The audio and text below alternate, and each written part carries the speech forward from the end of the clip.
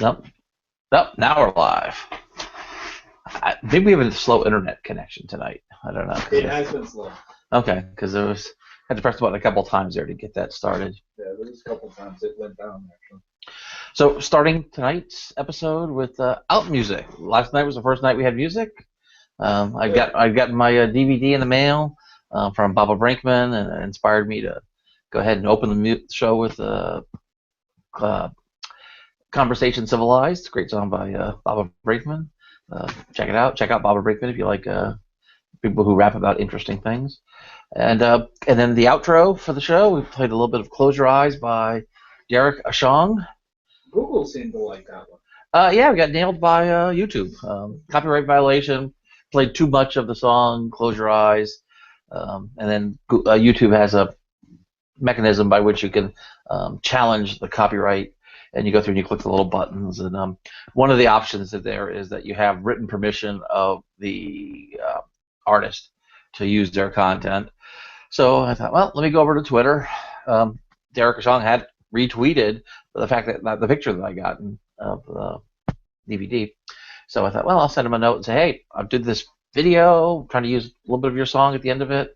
Is that cool? And then he was like, yeah, no problem. So I was able to go back to do the little thing and say, yes, I have the written permission of the artist. Here's a link to the written permission because I have it on Twitter and his official Twitter. He's got one of those verified accounts with the little blue check marks that you see on Twitter periodically. So he's got one of those. So hopefully they'll take care of it. Although it does say, February 15th. A month. They give themselves a month to sort of. So that was the excitement yesterday. So. Kind of feeling a little deflated from that. A little good because, hey, I asked the artist, hey, can I use your music? And he said yes. I think maybe usual Wayne might not have taken that approach. I either would have done nothing or I would have just made up some other story or done anything but communicate with the artist directly. So it was actually a big thing to go ahead and do that. Yeah. And, he's somebody that was the thing. I have talked to him a couple of times over. I talked on Twitter. Oh yeah, but I've talked to Derek Ashong a couple of times over the internet on Twitter. We've sent tweets back and forth a little bit over the last few years. Maybe 10 times or something like that over the last 3 years or 4 years. So a couple of times a year. But he enough so that he knows who I am. I think he recognizes the fact that he knows who I am. That kind of thing. I'm not saying he's a close personal friend in any way, shape, or form. But that was good. That was a little bit of excitement yesterday. Baader-Meinhof. I think that's what I want to talk about tonight. God bless you. The Baader-Meinhof Phenomenon. One of the things I want to talk about this makes me think about when I think of Baader-Meinhof. What is it and all that? But there's a language thing that goes on here. How did the Baader-Meinhof phenomenon get its name? Well, actually, there's a little story, and I didn't go back and refresh myself on the story exactly, but the story could be completely false. It could be what they call an apocryphal story. It's a story that people retell it because telling the story feels so good. It feels like this is the right story to tell about the origin of something, or so some sort of apocryphal story, which is not rooted in reality at all. And that might be the case here. This might not be how it got started. And plus, I may have just misremembered a lot of the details. But the Baader-Meinhof phenomenon, first, what it is it's that sensation that you get when you are exposed to something for the first time or something that you're just now learning, and all of a sudden the next couple of days, you see a couple more references of it. It's like something you've never heard of your entire life, and all of a sudden, like the next day, somebody mentions it, and you hear somebody on the bus over here talking about it over here. It's like the universe communicating with you in some way. So there's something about perspective going on. I think there's something called the recency effect, where sometimes we get some ideas or words stuck in our mind, and then we hold on to them for a little bit, and we're kind of listening for them, And when we pick them out of our environment, when they trigger something, oh, I've heard that recently, and it's making a connection. Where in the past, you may have heard of somebody talking about Baader-Meinhof, and it never paid any attention to it. That's it. But what happened is there was the story here is the apocryphal story, which could be the truth. It was some kids, I call them kids, college kids maybe, and they were in a psychology class, and this recency effect kind of came up, and they and I shouldn't actually I probably thought they had learned about, and maybe it was in a psychology lab, but they were psychology students maybe. But they had learned there's something called Baader-Meinhof, and I'm not real sure what it is. It's a group. I don't know, it's something. There's something called Baader-Meinhof. Baader Meinhof. You can look it up. Baader-Meinhof, and they had learned about it. All of a sudden, one of them had learned about it, and then all of a sudden, like over the next couple of days, we heard it mentioned a couple more times, and it was like, oh, that's that thing that always happens. You learn something new, and then people start talking about it. And so then among friends, maybe it was a joke, they just started calling it the Baader-Meinhof effect or the Baader-Meinhof phenomenon, and then actually got it. It appeared in a journal one time, and all of a sudden, people started referring to this phenomenon as the Baader-Meinhof because somebody at one time referred to it, and then because that was the word that was Baader-Meinhof was the thing that was triggering it, so it became then was the. But it was interesting that now that at least I know it as the Baader-Meinhof, and you can type it into Google, Baader-Meinhof phenomenon, and there's references out there. And, is that really what it's called? Well, it is now. How do things get their names? That's the question. How do things get their names? There's not like an official, somebody court mandated name giving. Things get a name because people start calling it something, and people can call it lots of different things. But all of a sudden, maybe it's like evolution. There's lots of different mutations on what to call something, but through selection. One of them wins out, and then things have names. We look at from the example that I see most of the time over here, living in the United States, is Indian names for rivers and lakes and places. When you translate it back into the Indian, the name is like a description of where it is. It's like the rock by the bend in the river. But we call it whatever we call it, and it's like but. You can imagine the Indians were just talking about, it's the rock by the bend in the river, the rock by the bend in the river, the rock by the bend in the river. And after enough of them start saying that to each other, that's just what it's called. It's the rock by the bend in the river. And then when other people start meeting them, they say, what is that over there? Oh, it's the rock by the bend in the river. That's the name of it, and it just becomes the name. And they don't even associate it necessarily, like we don't, with Indian words. We don't associate it with the origin of the words. It's just, that's just what it's called. There's no real connection to that there was a rock by a bend in the river. It's just that's what we call it now. Baton Rouge, Louisiana, means red stick. And when they were laying out the city down there, the city limits, they were using red sticks to mark out the city limits. And so, there's a red stick over there. That marks the city. Baton Rouge. And so now we call it Baton Rouge. And when you say that, you don't think about red sticks. It's just Baton Rouge. It's kind of interesting how places, people, words get associated to things that aren't connected to the origins, or just other ideas cannot be connected to their origins. I mean, I don't know if you've ever heard this one. This is this is like an experiment that should never happen, and so it's not real clear to me that it really did happen, but it sounds like it's like apocryphal maybe. This really should be an experiment. You need like 20 chimpanzees. You need a long time. And you take 10 of them. You start out with 10. And you put 10 of them in, and you have them there in their little enclosure, and you leave them there for a long time. But one of the things you have in there is a ladder. And then up at the top of the ladder, suspended from the ceiling, you constantly hang fresh fruit, bananas, oranges, whatever the kind of stuff that the chimps like. And you make sure that you have stuff there on a regular basis, like all the time, if you can. But every time one of the chimps start climbing up the ladder to get what's up there, you hose all the other chimps down with ice cold water. And then you put some more stuff up there, and then eventually the chimps the chimp who's climbing up, he doesn't notice this, or she doesn't notice this, right? The chimp just getting freaked up, but different ones will do it. And they're getting, but the ones who are standing down below start noticing, hey, every time somebody goes up there, I'm getting sprayed with cold water. So they're going to beat the hell out of somebody who gets innovative. So they start beating the hell out of the chimps that start climbing up there to get the thing. And then eventually you can hang the fruit up there, and no chimps will climb up the ladder, because none of them are climbing up there because they don't want to climb up there and get the hell beat out of them. And the other ones, they'll beat the hell out of them because they don't want to get sprayed with cold water. So that's kind of It's another version of Pavlov's dog. Really. Yeah, but now here's the experiment. Over time, you take a chimp out and you substitute a new chimp in. Uh-huh. Now that new chimp doesn't know anything about the car, and at this point you're not hosing anybody down with cold water now because you've already established the rules. So the new chimp starts seeing this stuff up there. He starts climbing the ladder, gets the hell beat out of him, and every time he goes up, he gets the hell beat out of him. He doesn't know why. So he just knows that he knows because he's going up there to get the food, so he stops doing that. Okay, well, after he's kind of acclimated, you put another chimp in. You take one out, put another one in, and you start slowly substituting them. Now these chimps that have never been sprayed, they join in on the beating because they see another new chip goes up there. Yeah, well, we're supposed to beat the hell out of you because that's what we do here. We beat the hell out of people who go up for the bananas, and before you know it, you substitute out all the old chimps, and you got new chimps, a whole new set of chimps in here, have never been sprayed with cold water. There is no cold water being sprayed on them, but there's ladders and there's fruit hanging up there, and none of them go up there because they get the hell beat out of them if they do. But none of the chimps know why, other than we just, if you go up the ladder, but they don't ever make the connection to that. There's actually, I don't know, maybe we do that in people. With people, we hold grudges against people. Well, they've been conditioned. But maybe we become conditioned too, in the same sort of way, that where we have perennial enemies or things that we do, and we never really ask the questions. Well, why do we react that way?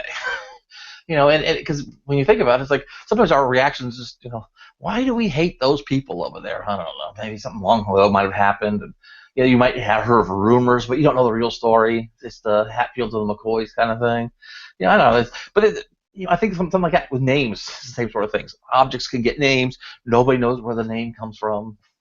And at the end of the day, it doesn't really matter where the name came from because that's the reality of the situation. This is what it's called, or you get the shit beat out of you when you go up the ladder.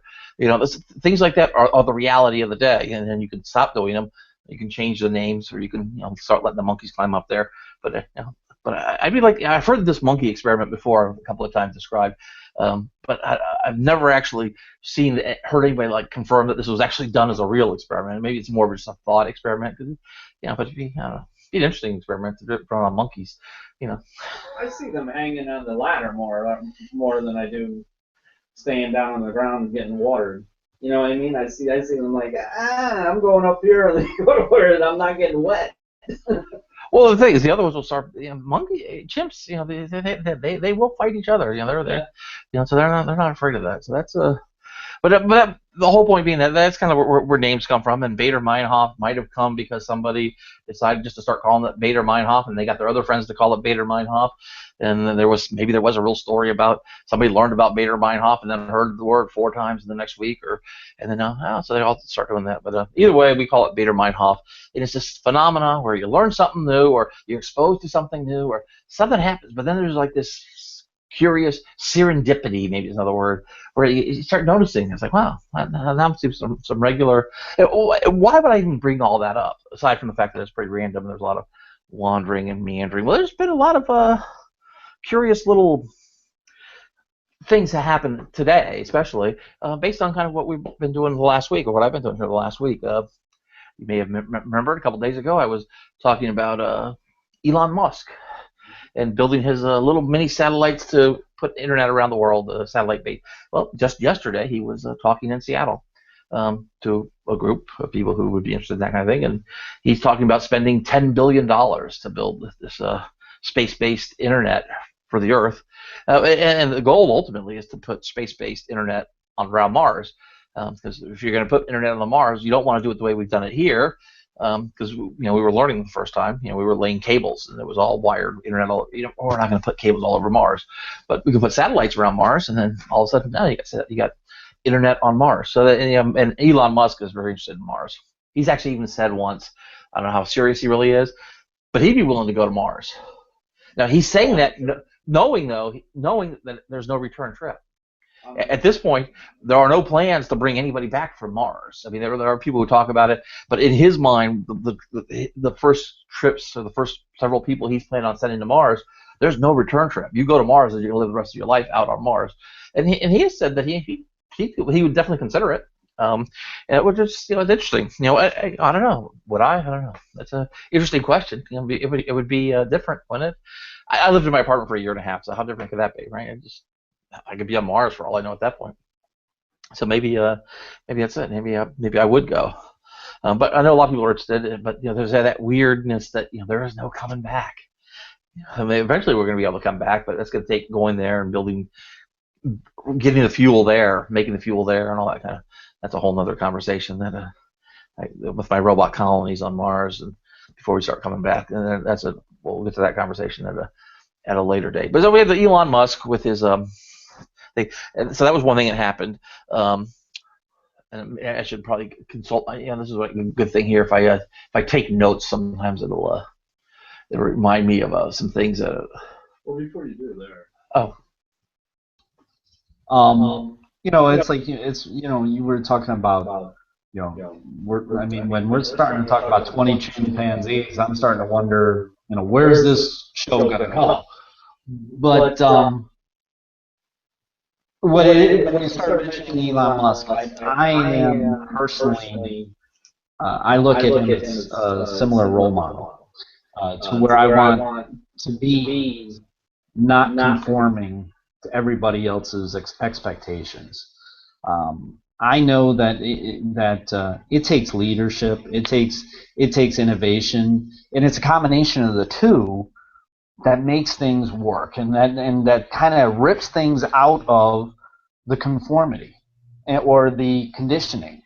It requires that type of mentality, that way of saying, you know what, yes, I know that things have been done this way, and that's all well and good, but there's nothing wrong with trying to find out what else we can do and what else is new. And, it's like that is personally what I've done, almost to a fault, for I don't know how long.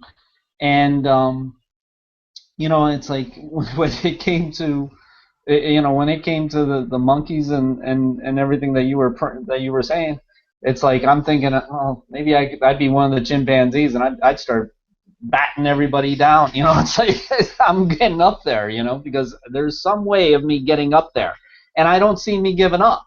And I probably take a whole lot of lumps like I did as a human, So, but that's what it requires in order for things to change. Like we're talking about the Baader-Meinhof thing. My vision of it is that we only use a small percentage of our brains, and when we are introduced to something new, it's not new to the world; it's new to us.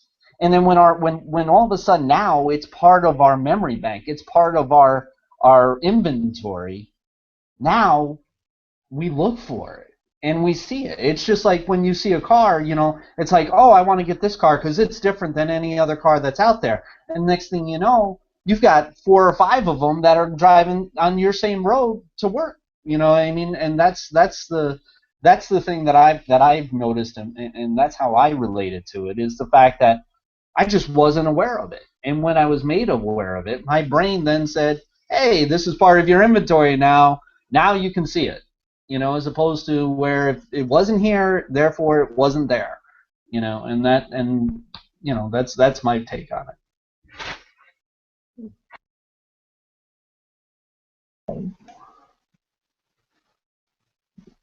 I'm doing this, and most of that time, you guys noticed that Shane missed it. You got to see me looking at the screen most of the time Shane was talking. For a fair amount of time, we got to see some Shane. So you guys did get a little bit of Shane tonight. No, that's exactly right. Once your brain becomes aware of something, this is part of that perspective thing.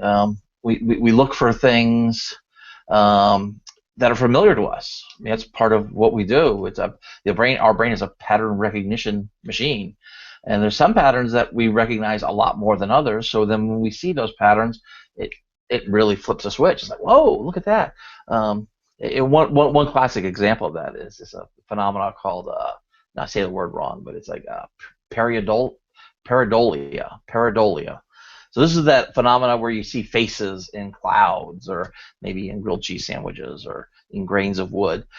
We're just so programmed to see like 2 eyes and maybe like a mouth and a nose, and if there's some combination of like 2 eyes with either a mouth and or a nose, we start picking up. And then if there's anything that looks like hair around it, right away our brain goes through and says, look, there's a face, there's a face, there's a face, and we start seeing faces where there really are no faces. There's nothing there to see, but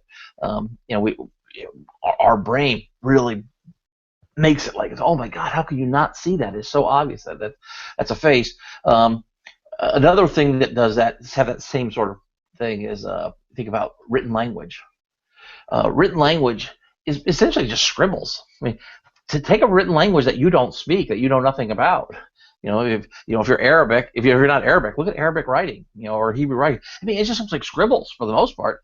Can you tell, looking at an Arabic word or a word written in Hebrew, if it's possibly spelled wrong or not, if it's actually a word or not? In the English language, you can recognize words as like not being words and instantly, just because there's certain letter combinations. Like even if it was a word you'd never heard of, somebody said, "Oh, here's this word that you've never heard of," and they write some letters down, random letters. No, that's not a word. Know it. But can you do that with another language that you're not familiar with the alphabet? They start scrambling up the letters. Does that make a word? And you don't see that. And other things is sometimes there's just marks that look like letters as opposed to just scribbles. And sometimes we see certain marks and it looks just like a letter. Or a couple of marks in a row look just like a word. An example of that, Banksy's an English graffiti artist. He's very famous, and he's famously unknown, although his works sell for $100,000. How people he'll paint on the side of a building, and then people will cut the building and remove the side of the wall, and people go through extreme lengths to get hold of his works. But he's really well known, very popular artist, and I think famously known for being unknown, other than by his name, Banksy. Although I believe people think he's been revealed. But look at here's this. I don't know if he made this. He says this is so cool. So this must be something he's just putting out there. But it's a picture, and you see on the left side, face reality as it is. And it looks like a picture of a room, and then that looks like text written like over the front of the image. You kind of like some of this been added there. But when you get a different perspective, you see that's just been written on a wall, and there's stuff that's slanted, and it's broken up. And some it's parts of the letters are on one wall, and parts are on the other wall. But we have this when we see it in just the right way. It looks like boom. Here's we actually see the words. They're clear. The letters are blocked, and then because of where our mind works on it.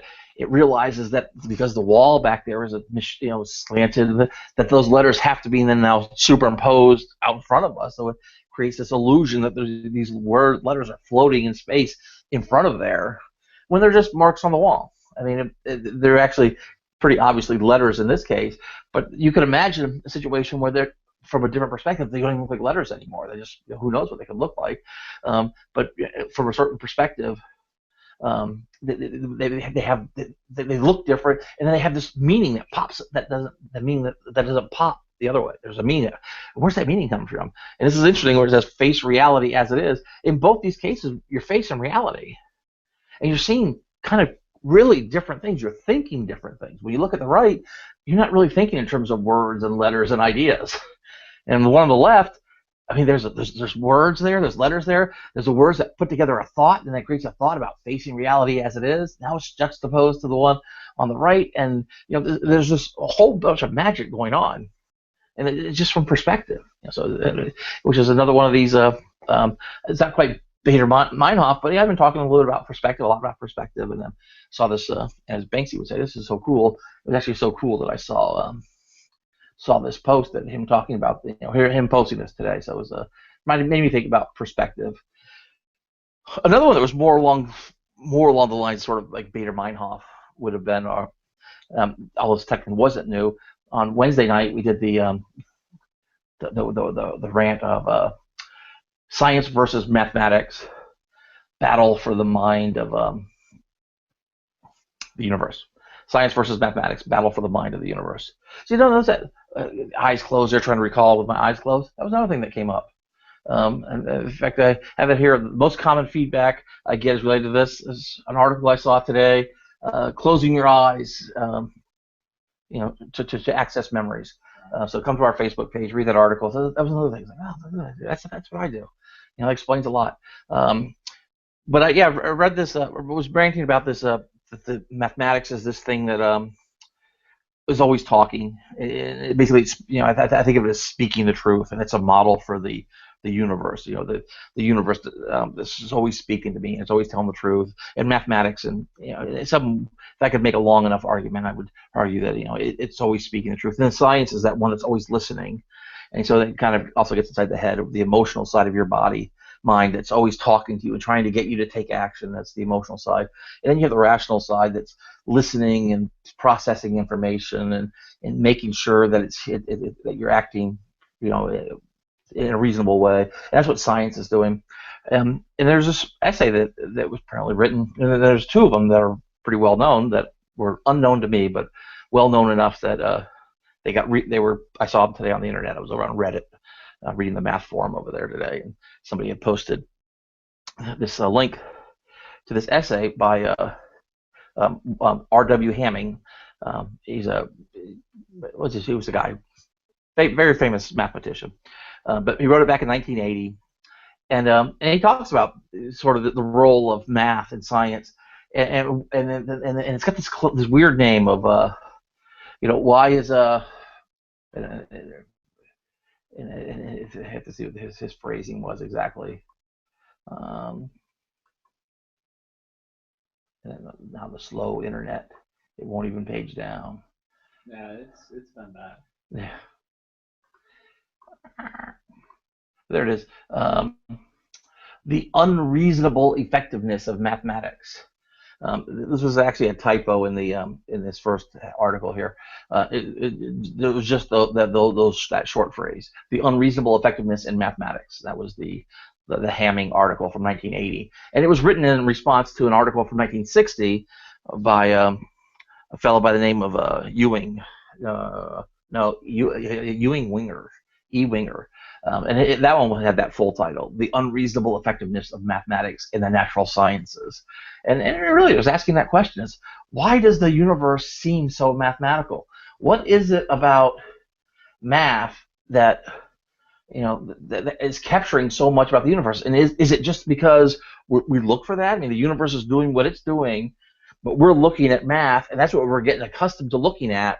So that's what we're getting accustomed to look for. So when we look at the universe, we're just looking for the math. It's almost like the lamppost theory of, or even kind of what Shane was saying, that, we notice the things that we're familiar with, that maybe the universe has nothing to do with math, but it's just that math is just so familiar to us that we're seeing it, and we're putting that pattern basically on the universe. And that's a part of a thought, and it makes some sense, except for it doesn't explain then why do we have the sort of the repeatability that we can make predictions with the math. And then when we check the universe, it's like, oh, that's what happened. I mean, it wasn't like, it's not like I'm sort of rewriting history. I'm actually predicting the future. Because a lot of times you can take, and this is where you have to really worry about this, post hoc,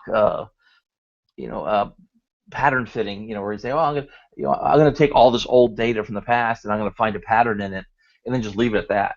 So if you're going to do something like that, you have to make a prediction for the future, because you can make any kind of pattern for any past data. What's important, and the real test is, can you make a prediction about the future? Because if you can make a prediction about the future, then you're actually making a case that there's some pattern there. So, but he talks in his essay, in both these essays, they talk about this sort of this interplay between science and math and the universe. And is it that we're just looking because we're just seeing what's familiar to us? And they don't really answer the question as much as it's because these are philosophical arguments, really. But they ask the questions, and it's some interesting thoughts in them. And they're long essays. And I got a link here to one of them. I don't know if I linked to the second one on here. Probably just the first one.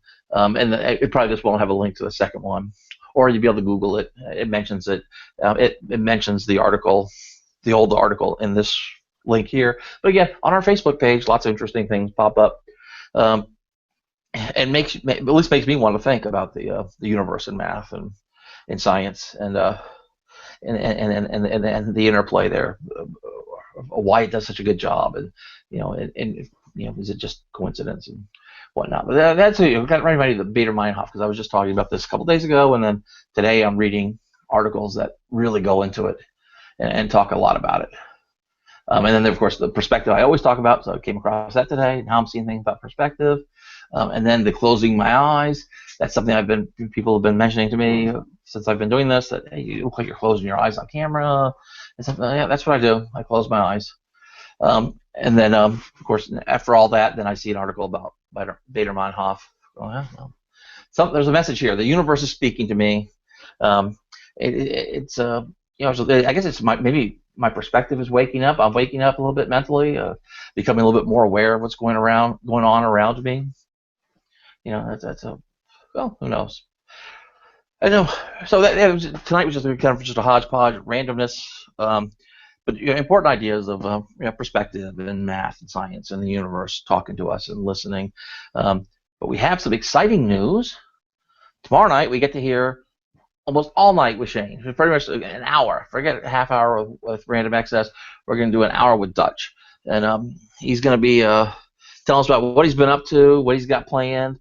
He talked a little bit earlier in the week about that and hinted toward it. So I'd say come back tomorrow night and really for uplifting, powerful thing. In the meantime, you got our feedback number. Give us a call.